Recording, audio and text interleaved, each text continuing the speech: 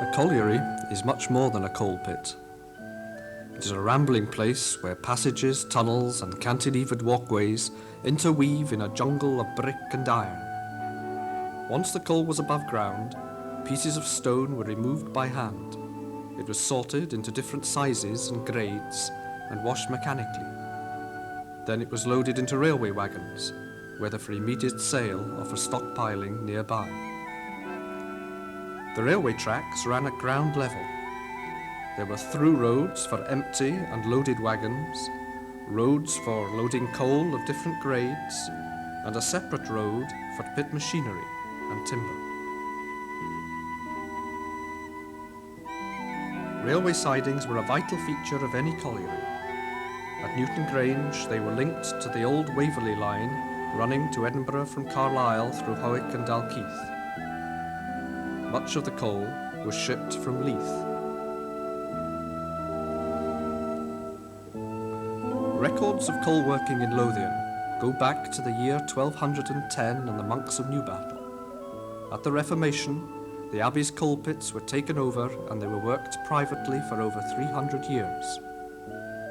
The Lady Victoria was a much later pit, begun in 1890 and named after the wife of the Marquis of Lothian, founder of the Lothian Coal Company. The pit closed in 1981, the more modern equipment was salvaged and parts of the superstructure dismantled. But when it opened, it was the best equipped in Scotland. New technology had solved the key problems of exploiting the rich coal seams at the lower levels deep underground.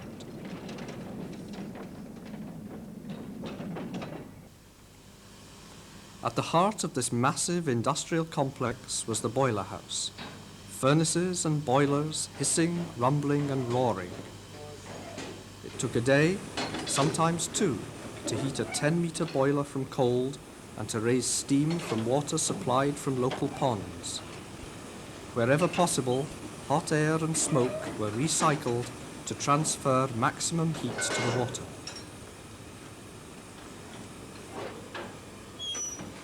The stoker's job centred on the furnace, in the heat and glare of the fire. To keep steam to the required pressure, the fires needed restoking every hour and a half. And to reach through the fire door into the furnace, the stoker used a long-handled clat, specially made by the colliery blacksmith. The coal used to fire the furnaces was a mixture of duff and dross, a fine pulverized mixture that produced a high heat and incandescent light. Fed in directly from bunkers outdoors, this was the waste coal from the pit after the various grades of saleable coal had been extracted. For machinery to operate efficiently and safely, it was vital to maintain a good regular head of steam, so coal was shovelled onto the fire directly after raking.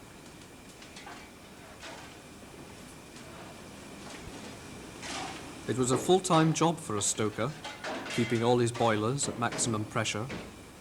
8 Lancashire boilers are all that survive from a new range of 12. Only 6 were in use at any one time, the others on standby in case of emergency or maintenance. Coal was burnt to boil water to produce steam, which in turn powered machinery to produce more coal.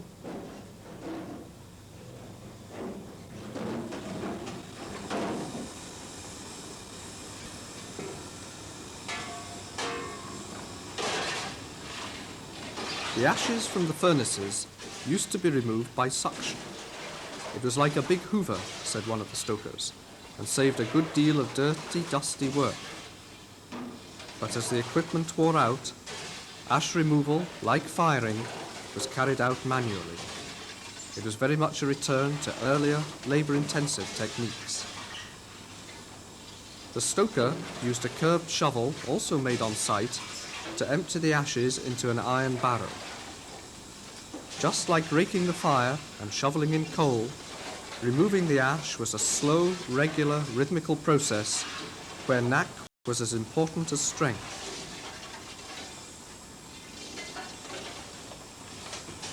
Drafty though the boiler house could be in winter, In summer, and when the colliery was working to full capacity, it was an acrid, thirsty place. Even so, the stoker needed to wear gloves to protect his hands from the hot coals and ashes.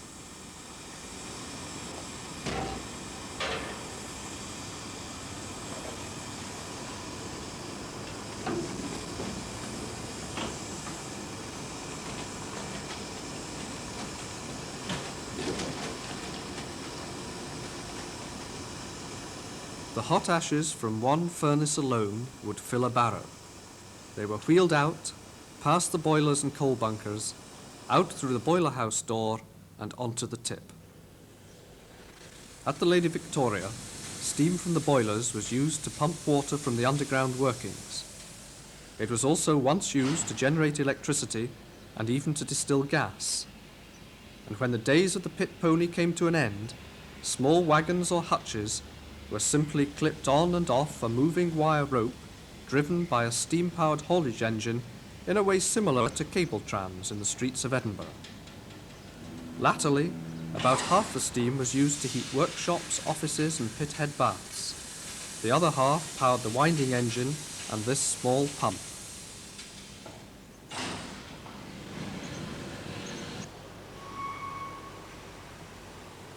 Miners worked on a shift system: the day shift, the back shift and the night shift.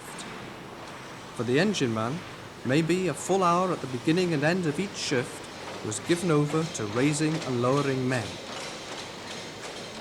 The rest of the time he wound coal and materials, a total of 240 or more winds in an 8-hour shift.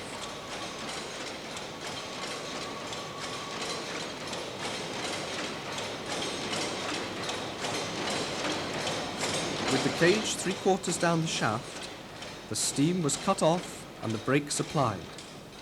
At 3 turns of the drum from the bottom, the warning bell rang and the cage slid to a halt. Bells were the main means of communication between the engine man, the banksman at the pit head, the onsetter at the pit bottom, and the shaftsman, responsible for the repair of the shaft.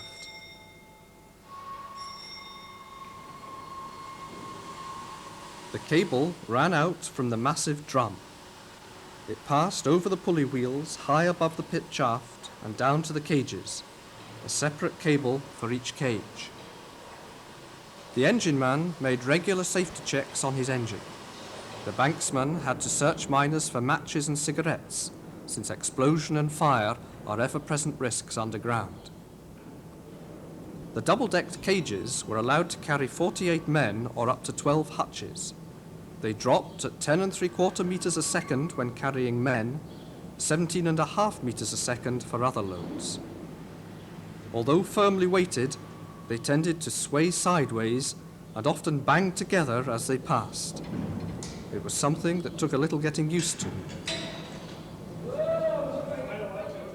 According to the miners, there is still enough coal underground at the Lady Victoria to last for maybe 40 years.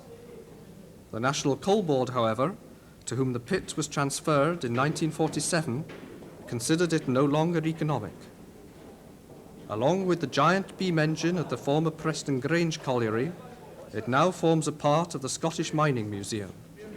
So also are 2 of the single-storey houses in Newtongrange, a typical mining village of brick-built parallel rows. A retired miner who has worked at East Houses as well as at the Lady Victoria Colliery, Adam Haldane. My young day, employees of the Lothian Company were virtually serfs. Because all these houses belonged to the Lothian Coal Company. They're just changing hands now, actually. It's the New Battle Estates that's taking them over now, Marcus's ground. They're all built on Marcus's ground, you see. And this is how they could make you a serf. They knew, Mungo Mackay knew the day that I was married, that he had me under his thumb. He'd do what you're told or you're out of the house, you see. Oh, it was a hard man, but, you know, thinking back, you know, in hindsight, he was a just man. He had an awful lot of good points. This was one hell of a lot better village to live in this year. Because you didn't get any of these gardens, there were no cultivator or anything like that. They had to cultivate their gardens. If they didn't cultivate their gardens, he would send somebody down and charge them for getting it done. So there weren't very many folk that didn't cultivate their gardens.